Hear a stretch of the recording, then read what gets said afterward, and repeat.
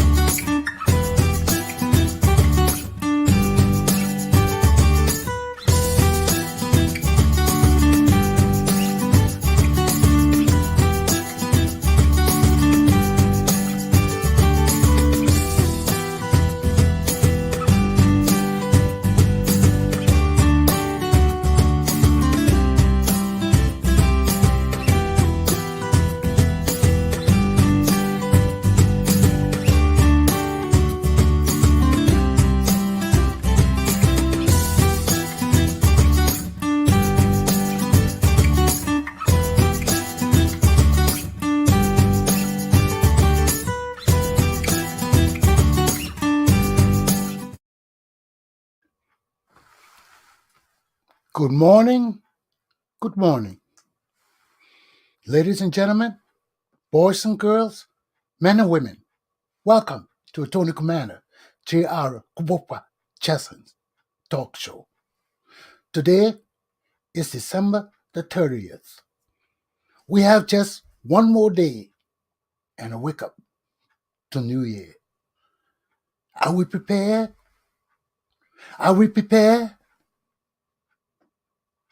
Can we show evidence of things that we have stored to add to our lives, to add to the progress and advancement of our country, to add to the upliftment of the lives of our people? Are we prepared for New Year 2021? Attorney Commander Chesson is here to set you focused, to set you in a new mindset, to guide you and lead you into viewing your lives and the lives and livelihood of our people for a better future. Are we prepared for New Year 2021? Let me put my lessons up, my topics up for today, and let's begin. Today's topics: secret societies in Liberian society. Wise men change with the changing times. 2. And 3, Attorney Commander J.R. Galpohkpa Chesson's philosophy. Let's get into my lesson.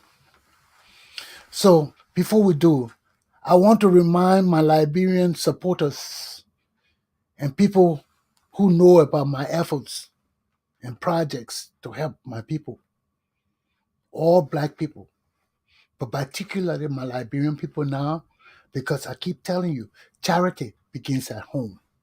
And if I don't help to resolve the problems facing my people and my country on a scientific level, our country will not grow. I'm a political scientist. I'm a Liberian political scientist. I'm a Liberian lawyer, trained and educated, formally and informally. Not uninformally. I am a Liberian lawyer. So there are things in my community I can relate to and expound on that other lawyers and other people may not be able to do as eloquently as I can. Why? Because I'm a Liberian politician. Not politician, I'm a Liberian political scientist. And as a political scientist, my duty is to study my society, to tear my society apart, dissect it, and see what the problem is with my people. Why do my people behave in certain ways? Why do we have certain problems existing in our society that we need to remedy? And what are the recommendations that I can put forth truly, fairly, impartially, that will help my people grow, that will unite my country? That's the biggest problem we have. And I keep telling you, my people, Liberia is a great and unique country on the African continent. No other country on the African continent is like Liberia. We are the only nation that never experienced colonialization. We are the only nation and people that build ourselves. We are a great nation and people. Our foundation as a Negro nation cannot be found anywhere on the African continent or through this world. Haiti may try, but Haiti still have problems. Haiti is a colony of France. We are the only nation of pure Negro people. So let me tell you, yes, unity may come in different form. Haiti is the first independent nation of the world. We are the first independent nation on the African continent, on the motherland. So there is a distinction. Just as Haiti has received and experienced colonialization, so has the continent. And for Liberia to be in the midst of colonial nation, to be the only nation, even though with the help of our white brothers, to bring 16 tribes together, is a feat that only a sophisticated nation could do. Look through all Africa history. Look at all the tribal nations who brought them together. They were brought together under colonial rule. And that's why they still having problems today, uniting their tribes in Ghana, in Nigeria, and other places. That's where they have real tribal wars.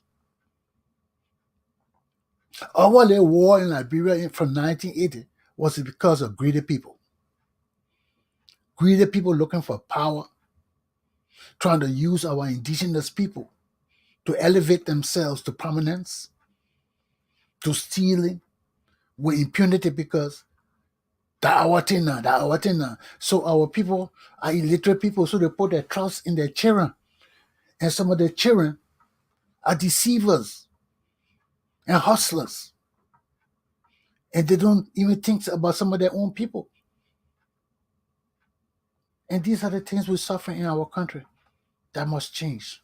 So let's deal with my first lesson, secret societies. I heard somebody talking about it this morning. I can't remember who it was. No, it wasn't Gali then. It was one group of people that were talking about the problems in Liberia and how the Masonic craft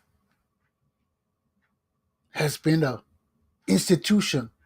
Oh, Henry Costa. I heard Henry Costa talking about how there's nothing wrong with the Masonic craft. It is basically a craft that promotes good ideals. But in Liberia, we are turning it into a political institution. But you see, what Costa don't know is, Costa don't know that in America, the Masonic craft is a political institution too.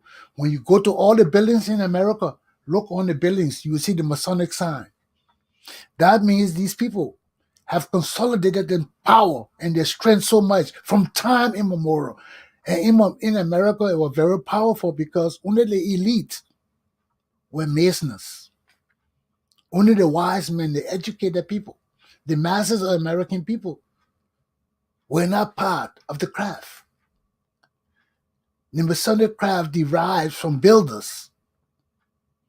In the olden days, when the people used to build, they were the architects and masons.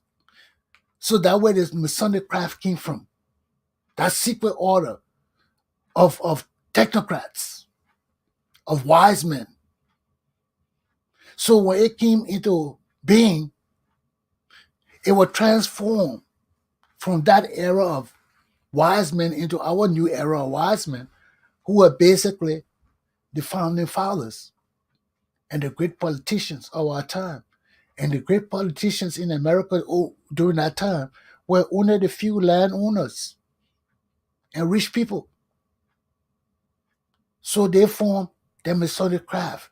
And everything in America, Washington, D.C., was built on the craft. Yes, the craft has good intentions, but do men or men have good intentions? That's the question.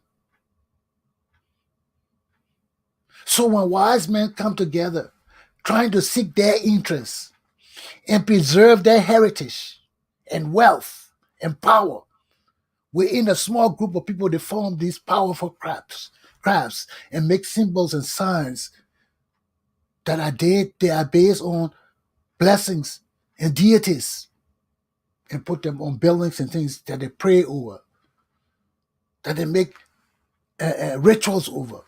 The Masonic craft is a ritual society. Yes, it was intended for good, but over the years, men have changed it into a society of secrecy, into a society that involves spiritualism, in a society that involves dealing with the stars, dealing with the moon, dealing with the oceans and secrecies of the world. They have put that in the Masonic craft and advanced it to another belief that is based on a few group of men with intentions and ideals to maintain themselves and their families in power over other people. So Masonic craft in America, when we talk in Liberia, we don't know what we're talking. We just say, oh, Liberian did it. Liberia didn't know. It started from America. Washington, D.C. was built on the craft. When you look at the map of Washington, D.C., it is designed in the pattern that is based on the Masonic craft. Every building in D.C. has the Masonic sign on it because people had turned that sign into a sign of spiritualism and maintaining families in power as the protectors of Christianity, of religion, and all of that. And no man has the power to do that. Our power is to spread the faith. If we form secret societies, it would be to raise Christian men and women. Yes, if we vote for them, yeah, we can vote for them. We can promote them because they are from our Christian society. Nothing wrong with promoting them. We can vote for them. But it is not our right to build a culture around these people where we promote nepotism, we promote corruption, we promote criminality. And once you're wearing the ring or the sign, we can forgive you with impunity for crimes and things like that. We can change our society around. And let me tell you something. That's the Masonic craft. So when you build these societies around spiritualism, around beliefs that they are the protecting forces, and if nobody else in it, it can succeed. Why do you think people don't come around here and support me? I'm not in a Masonic temple. I'm not in the craft. People think my father was a 33 degree. He was a great grandmaster and past grandmaster. I'm supposed to join it. I'm not supposed to join it. I'm not my father. I'm a leader of my country. I don't join the Kporo society either. The Kporo society is the same society, but greater than the Mason. The Kporo society is a religious order of the indigenous people of Liberia. It is both spiritual and physical. It's the training center of religion and education for the tribal people. That's why when you go to the Kporo society, you go from small to a certain age. Then you come out of the bush. You ready. The women ready for marriage. The men ready to prove their manhood. And that's at 12, 13 years old. 14 in that range. You ready to marry and prove your manhood. That's our culture. That's religion. That's greater than the Mason. But our people don't understand this thing. It's the Mason is the educated side of our society, where the people who brought the Masons to Liberia, the Americo-Liberian and the Congo people, formed it to protect themselves from other people coming in who don't approve of civilization, who don't want to learn education, who don't want to go to school, who don't want to accept westernization, to protect themselves from those kind of people. And it comes from America. And I told you, that's the same society that suppressed black people in America. The Masons and all of that. They were the rich people that promoted slavery and all those kind of things. But they still, even if you promote slavery, from time immemorial, read your Bible, even if you promote slavery, there are slaves that are born who are geniuses. And whether they are slave or not, you cannot leave the people out of society because you need them too. So that's where the separation in our society comes in America. You see black people at the helm, the Ben Carson and all the people. They were Donald Trump party people. But Ben Carson smart in this area. So only the smart black people will assimilate into the white society. Then they no longer look upon as black. They look upon as different. They don't call you white. They'll call you different. Oh, you're different. So when you hear them calling you different, you come from Liberia, you hear a white man calling you different. So, oh, you're different.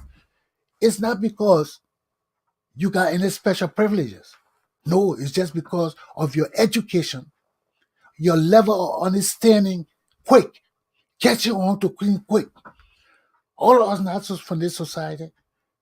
But if you come here and you get grabs onto ideals, onto the system, onto learning, why wouldn't they assimilate you?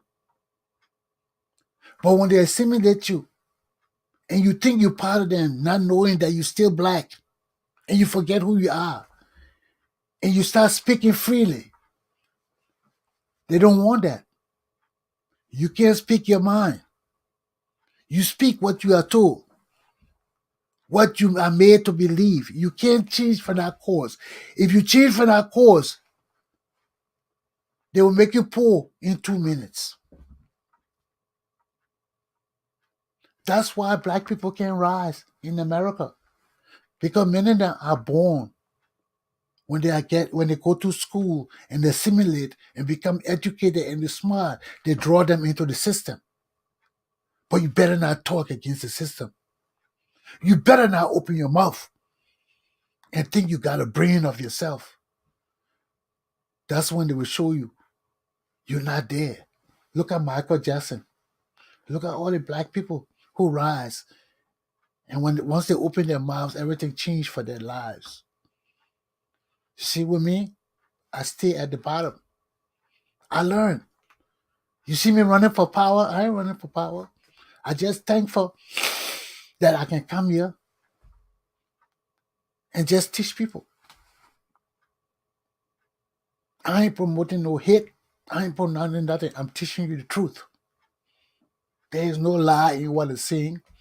There is no skipping. This is my experience in American society, my education, and everything. There's a ceiling for black people. You out of this country, you're a foreigner, there's a double ceiling for you. You better watch what you say. You better watch how you act. Because if you slip and think you're part of the white society, you are dead wrong. You slip and think you can speak freely and criticize things, you are dead wrong. And you learn that the hard way. You see, you learn it the hard way. With me, people know I don't hate nobody. I cuss everybody. Yeah, I cuss my own people too. You act stupid, I will treat you stupid. I don't care whether you white, black, yellow, blue. You act stupid. You stupid. There is no color in that. There is no fixes in that. There is no extra science in that. It's nature. If you're an idiot, you're an idiot. And you need to be told you're an idiot. If you can't accept it, do what you gotta do. But you ain't gonna make me tell you you're a smart man when you're an idiot. You are an idiot. And these are the things that hurt us time again. That hurt us over and over. When we cater to people and not ideals, and not principles, and not law, and not order, and not foundations that make our society united.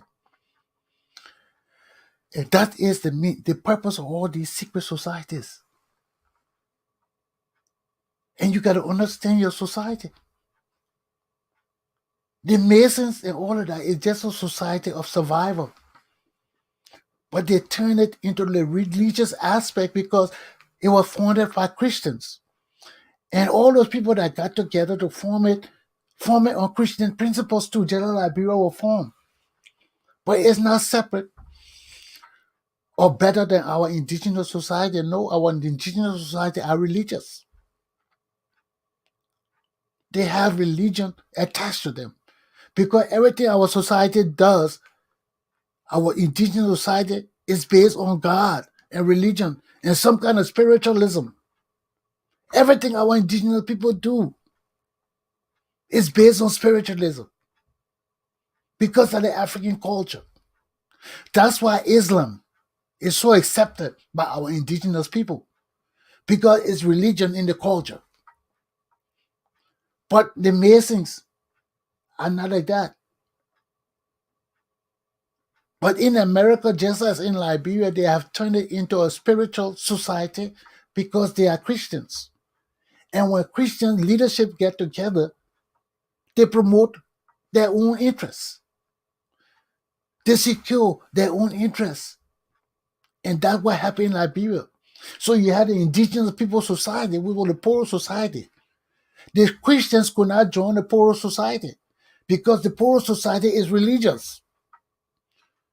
So if you join the Kporo society, you are giving up your Christian religion. So talk about all of them that joined the Kporo society and the Central society gave up their Christian religion or conflicted their religion with other religions. And that's why the sins of our fathers came down to bear on us in 1980. And from 1980 to today, we're still suffering. Why? Because our indigenous people are claiming to be Christians, and they're not. And that is the sin of our fathers. You can't make religions through ignorance, through gullibility, through uneducation. The Bible is there for all of us to read. The Bible is not a mystery. It is there for all of us to read. If you fail to read it and listen to other people like Fucky and Preacher and Prince Johnson and all these people and go astray and think that you can leave Liberia and go to Ghana to a preacher who is more stronger than preachers in Liberia, that is because religion in Liberia is unworthy of being called Christianity. If our leaders who have churches do not believe in their own power, this is the weakness of Liberian religion now. Prince Johnson and George Weah are pastors of two churches in Liberia. And they're talking about they got to leave their church and go to a more powerful preacher in Nigeria called T.B. Jacob to pray for them and get holy oil to come back to Liberia to win the presidency of Liberia. That is Christianity on the end of insanity. And your thing, I sound like a preacher. yeah. Yeah, but that's just common sense. If our leaders praying with our religious institutions and our God, like they playing football on the football field, and believing that they can leave Liberia and go to Ghana or Nigeria and get better preachers to bless them to come home and win politics, we are led by insane people. We are led by dummies who God has cursed, who God is cursing. And as long as they stay over the people of Liberia, our country and people are cursed. When your leader is cursed, the country is cursed. I'm not a preacher. I'm not a holy man. I'm a political scientist. And I'm telling you, from the scientific end of Liberian society, that our society is insane. Our politics is insane. When our preachers are presidents, when our preachers are lawyers, and they have no concept of their own teachings on the spiritual side, how can they lead us on the physical side? So that means to lead us now, they got to go to Nigeria for advice. They got to go to Nigeria to ask T.B. Jacob to give us some prophecy of how they should lead Liberia in the future. So we just messed up. We got an international community on one side. We got Nigerian preachers. We got our Juju people. We are a confused mess. Read the introduction that I wrote for my show here. We are confused. Totally confused. We are lost. Totally lost. And our secret societies cannot help us. Our indigenous people have to know that the Kporo society, the Sande society, our religious society, they are far greater than the Masonic society. The Masonic society has been turned into a spiritual society because Christians need protection, need their God infused in everything they do because they are not people of the Kporo society. They are not people of the Sande society. They cannot change their religious belief in Jesus Christ to follow the Kporo society and the Sande society that are religious society of a different God or different gods.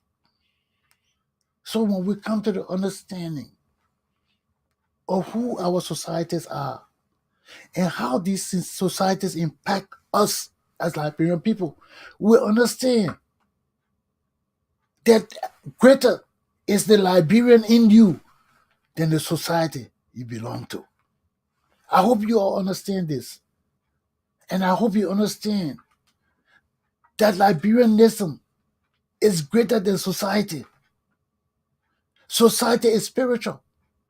Our duty, our duties as Masons, as members of the Kporo society, are to bring our gods to the understanding that they should help us make Liberia first. They should help us bring all our religious people together and set our differences aside to fight for the one country and one people we want to be. Or else we can't build a great nation. We can't build a people like an Americans, except we have no ideas of wanting to be free, except we have no ideas of wanting to make Liberia a great nation, militarily and socially. And this is the dream of Lieutenant Commander Galpohkpa Chesson.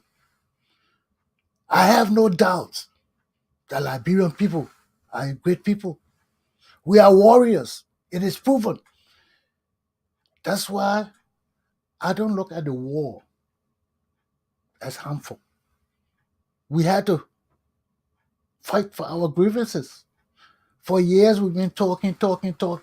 Our leaders been deceiving us. How will we resolve our problems?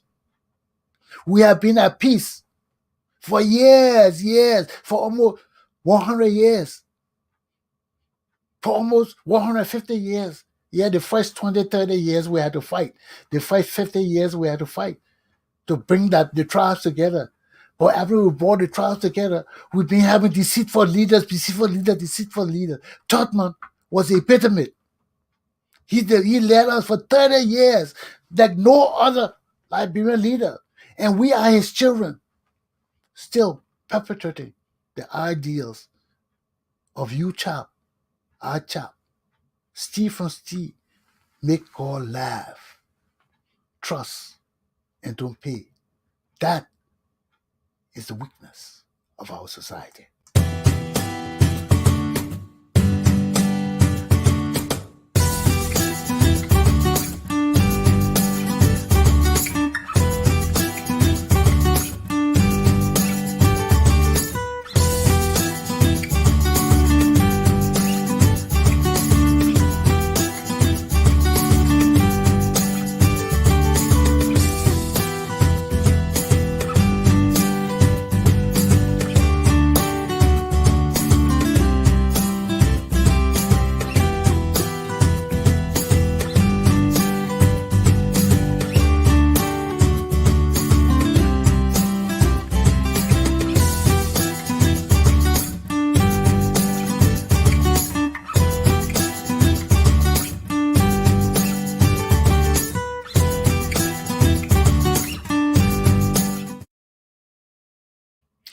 Free Liberia. Free Liberia. Free Liberia of warlords, economic rogues, and George fucking Mana Weah regime. Wise men change with the changing times. My second topic. If we are not wise, we'll die. When times change and we stay the same, we stay stagnant, we'll die. When the world is moving forward and we are moving backwards, we are not wise men. That's why the wise men who wrote Liberia's constitution, even though it was based on the American Constitution, it's our constitution. It's not American Constitution.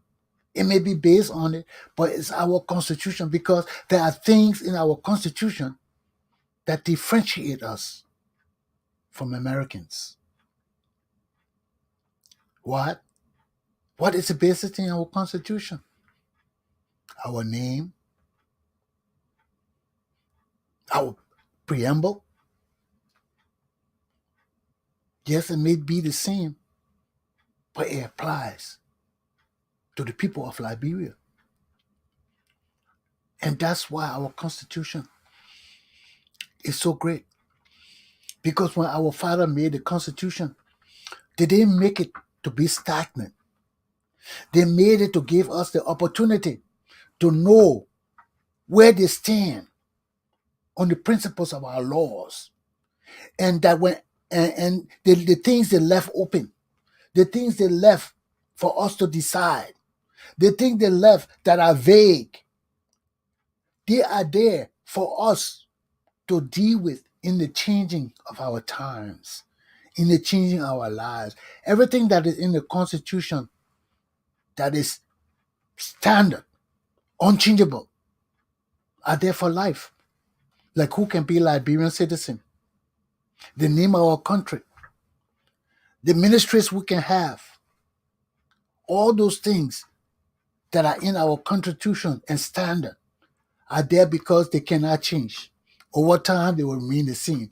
Only the legislature can decide who are citizens of Liberia. Only them can decide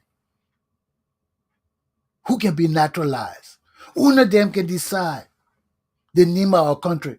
Only them can decide everything else in the constitution, basically. So our constitution is not stagnant. Our constitution flows with the times and the changes in time. And that's how we gotta be. We gotta know when one era in our society ends, we gotta change our mentalities. We gotta change our behaviors. We gotta change our action. Right now, America is suffering. We got almost 400,000 people dead because people refuse to change their behaviors. People refuse to change their mentalities. And when you have one people that are antagonistic to change, to life, to understanding, there is problem and people will die. Common sense overrides everything else. You know, if you don't take preventive measures, people will die. We cannot only react. We can't be reactive. We gotta be proactive. We gotta think before it happens. That's why make good government. When we have leaders who will sit down and look at our society today and can predict what will happen in the next 5 years based on scientific evidence. And not stupidity, guessing, and stupid and juju throwing the dice and throwing the gamble and things like that. Instead of working towards change, we sitting down, looking and hoping that God will send something from the juju skies to change our country. That don't work like that. That's why Attorney Commander believes in flirting. Because if you believing in spiritualism and that rod hit your back or your rod behind, you will eject back to reality. You eject back to reality. And I don't play too much of that spiritualism. That's why I don't like that juju business. That's why I don't like that sumo yaya business. Because it works. It's a religion. But it deters your progress and advancement. Because they will tell you things that only they think they should tell you. That's the problem with the juju. You're going through a man who will tell you what you want to know to get money. His life depends on you giving him gifts. And if he doesn't tell you what you want to hear or make you to make more sacrifices and come back to him over and over, he's going to lose his business.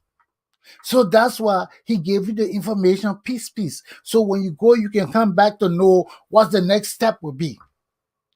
And that's how not to operate under Jesus Christ. You can't do that. You don't play a peace game with Jesus Christ. That's why you can't go through other people. It has to come through you. Jesus got to come in you, not through somebody else. That's a deception.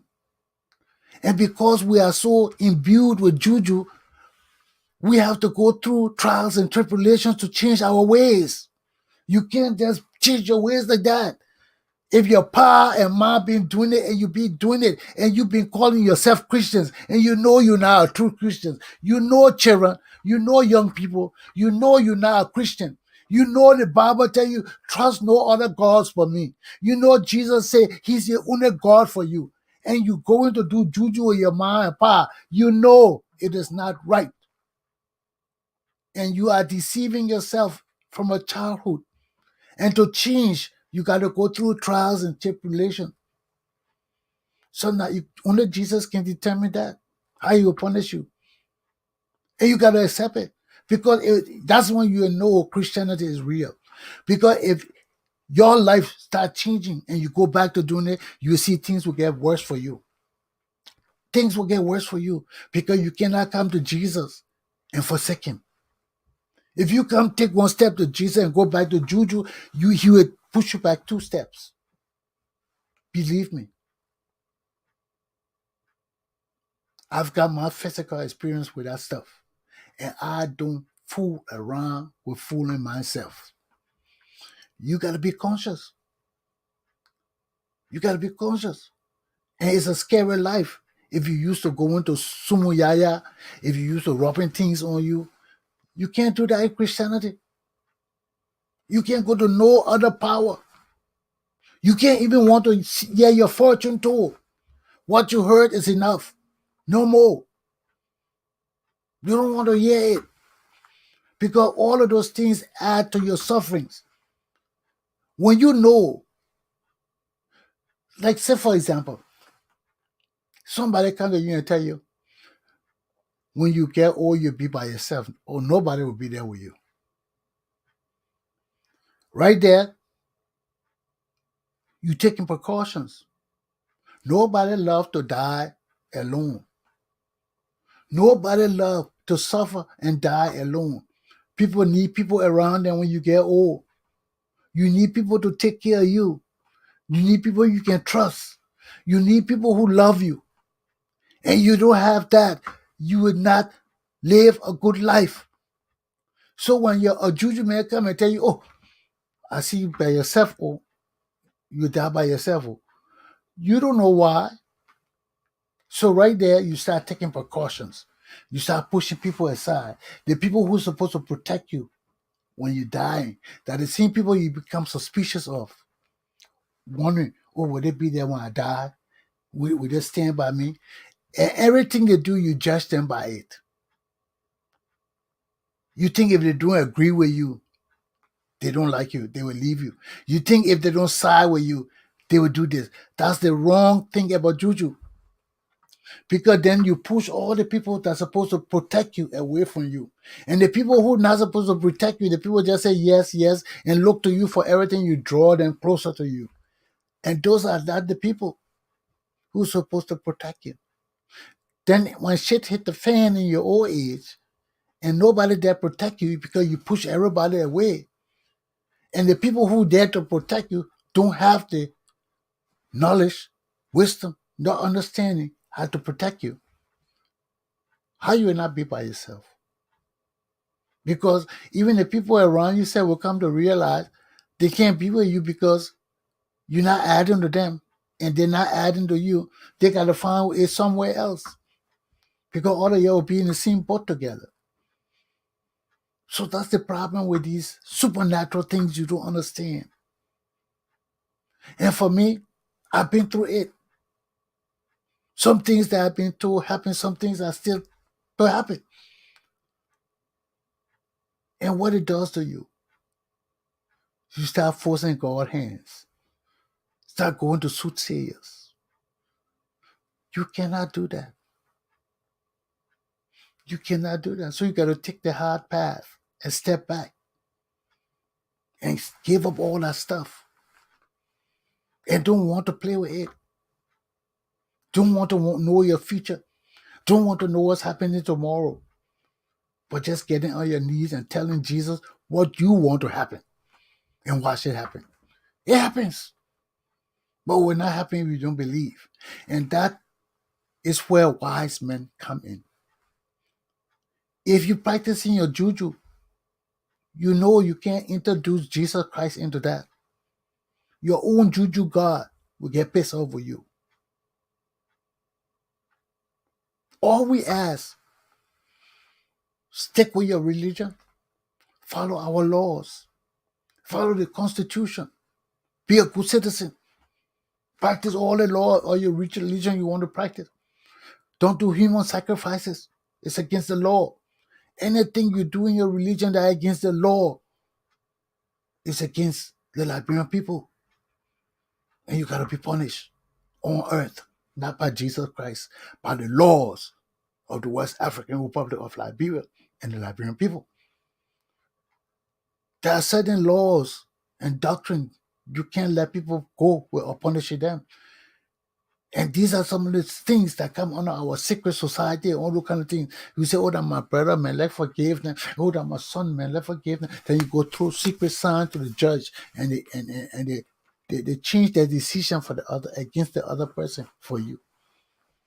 That judge will burn in hell. But we are Liberian people. God gave us laws. The Constitution did not just fall down from the air. The Constitution is a divine document that represents every one of us and what we agree to under God to accomplish. So when you violate our Constitution, You violate the laws of God because our Constitution is a blessed divine instrument that comprises the aspiration, the dreams, the wishes, the desires of all Liberian people wrapped together in one document.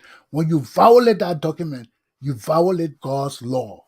And that's the significance of our Constitution. It's divine. So when we put that thing together and say, this is the law we want to protect us, when you violate it, we punish you on earth because God will punish you when you die. And if we were to forsake punishing you and violate our divine responsibilities and duties on our law, we are punished 3 times. We are punished by God. We are punished on our laws.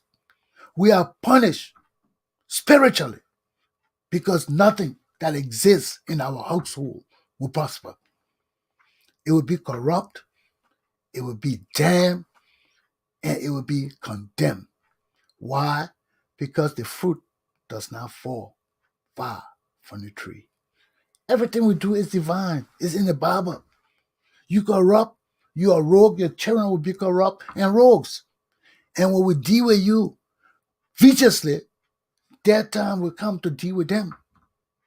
Because the fruit does not fall far from the tree. So you got to understand, wise men change. We do not have to be condemned to that same path. We do not have to be condemned to that same destiny. We do not have to be condemned to be a population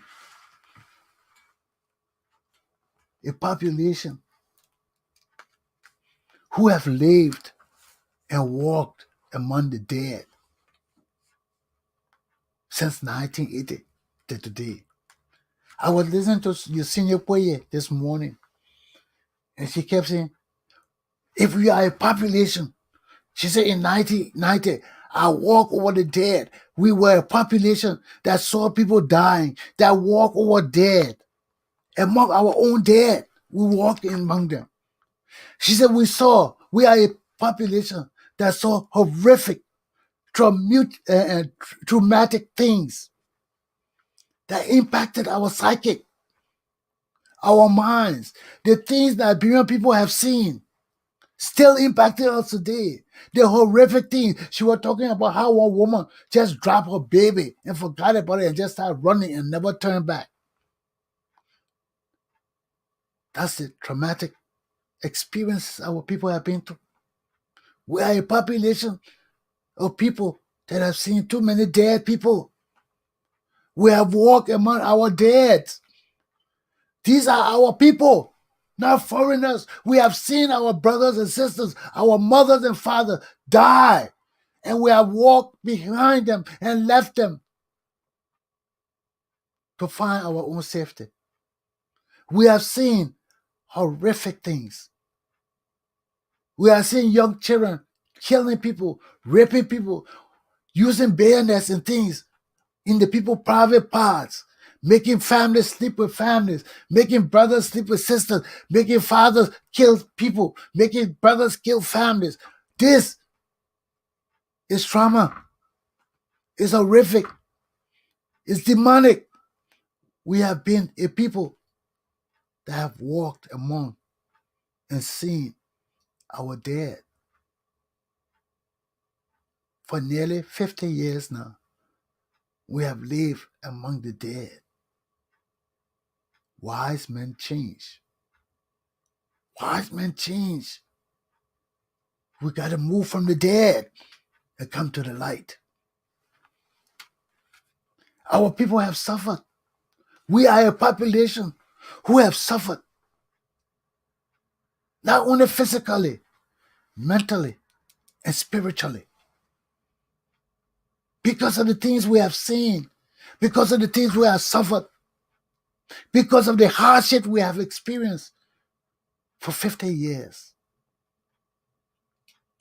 How can stealing from our government make us happy when our people are suffering and dying? How can a few Liberians live in comfort and be satisfied when the masses of our children cannot eat? When the masses of people living in slums, where when it rains, there's feces and everything come up into their rooms and into their living room and homes, and they can't survive. They can't move.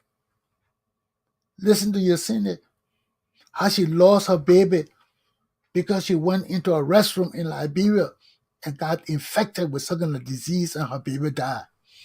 And she came home. She came home and they had to take that baby out of her. Trauma. We have lived in trauma. We have lived in horrific situation. We have walked among our dead. We are a people stained with death. We are a people stained with insensibility. We are an insane society. For people to take responsibly and cut a little baby to have sex with her. For people to kill people and rape them and just throw them in the street to die. For people to sodomize young boys and kill them. For our president and government officials to be talking about sleeping with each other. We are traumatized, not only physically, mentally, and spiritually. Our religious institution has been desecrated by our leaders who are killers and lovers to each other and gangsters and have no moral fortitude or focus. Wise men change. My Liberian children, can we change? I'm not talking about our leaders. Our people have been made beggars. Our people begging everybody now, not only the community, everybody, man. Everybody. You come from America, you go home. You can't live in peace. The people you don't expect to be calling you and begging you for money, they be sending you notes and things like that. Whistling to you. Do this for me, man. Do this for me. And some of them don't even ask. They just say, "Mommy, I'm taking a beer on you. I'm taking this on you." They don't know your situation. They don't care. You came from America. You're looking fat and juicy. People in Liberia riding around acting big.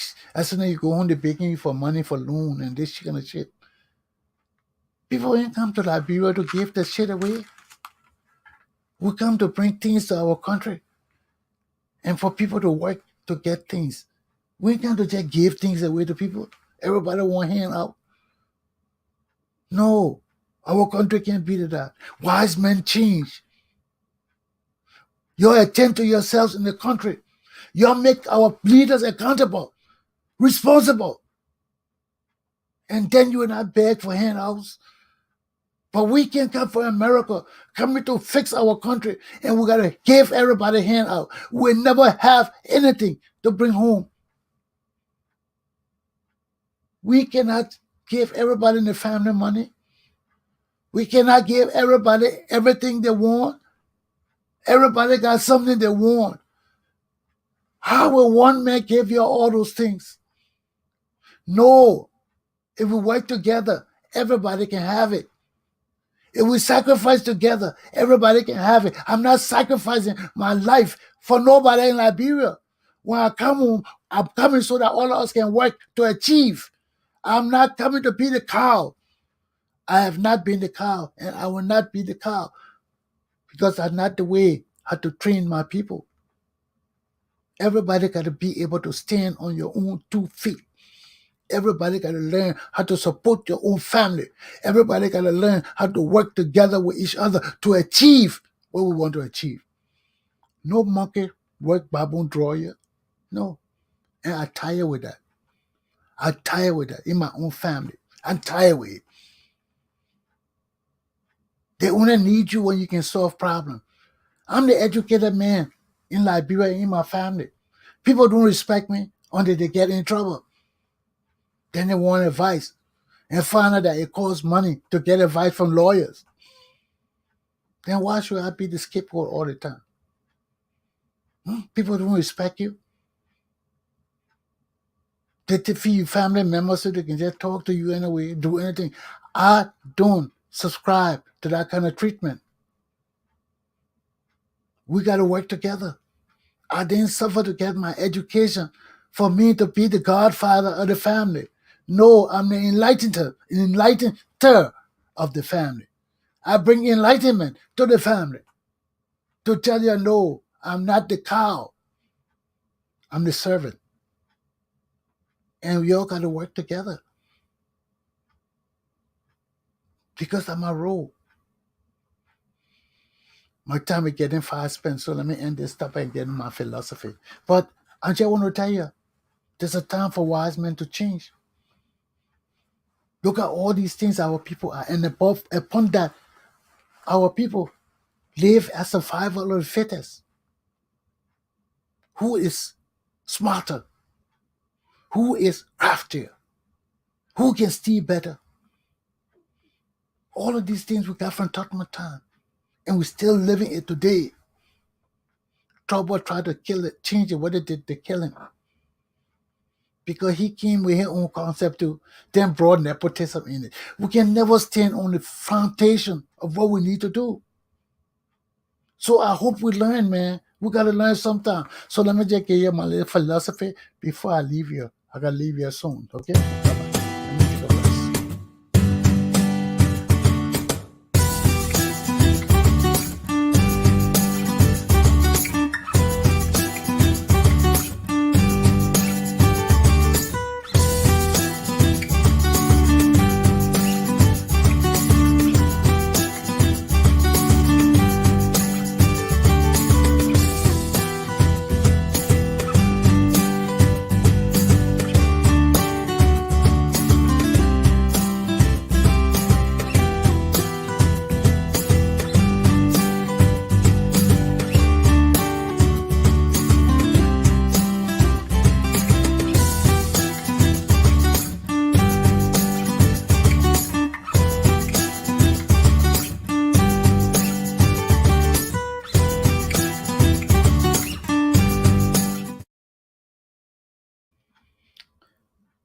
What is my philosophy?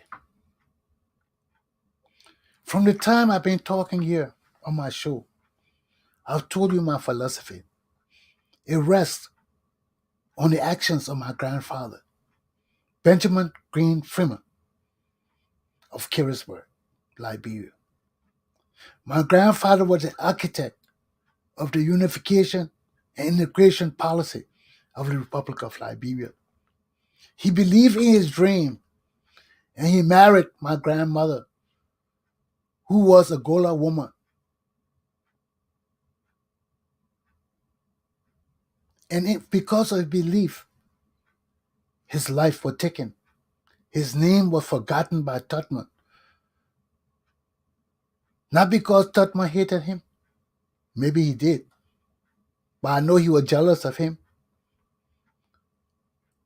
And he took his ideal of unification and integration and used it to propel and keep himself in power for 30 years with our indigenous people as his backbone and support. Tutman stayed in power until he died. Because if you read the book, Liberia Past and Present, you will hear my grandfather in his speech telling our people that Tutman was the man to trust. But he wasn't for my grandfather. And for years, my people have lived under the impression that William Talbot killed my father. He didn't. There's no reason in Liberian history that Benjamin Green Freeman's name would be erased from his family, from the society, from our history if Tutman didn't kill my grandfather. My mother and her sisters have never honored their father since I have been born. I'm in my 60s now. So before that, my grandfather's name was never mentioned by his own children. Who in Liberia would do that wickedness to a family in Liberia? I grew up with my people telling me, be careful. Don't say you want to be leader. Don't let Tutman hear that. Don't let Tutman hear you talking that. My aunt raised me telling me that. And she always used to tell me, she said, Tutman, I love Tutman, but what he did to Kporo and Ben, I can't forgive him for that. And then my aunt telling me that from small. That they love Tutman, but he killed the Kporomans. And he killed Ben Freeman. And they know it. And they were protecting me from that kind of killing too. From my own people poisoning me to elevate themselves in Tutman government. People sacrifice their own family. I don't hate nobody. Let me tell you that fair and clear. I don't want no revenge. I just tired with the deceitfulness, with the lies, with the suffering of our people, with the destruction of our country. All of this for deception and lies. We can't continue to fret on this thing. Indigenous people lie like rats. Congo people lie like cats. And we're nothing but a bunch of deceitful society. Clean up this damn society and let us move forward as men and women of the first Negro Republic, proud of our heritage and destiny. But this deceitfulness, this treachery, this lying between the Congo and the country people and all that foolishness, it doesn't help us know our country. Aluta! My class is done.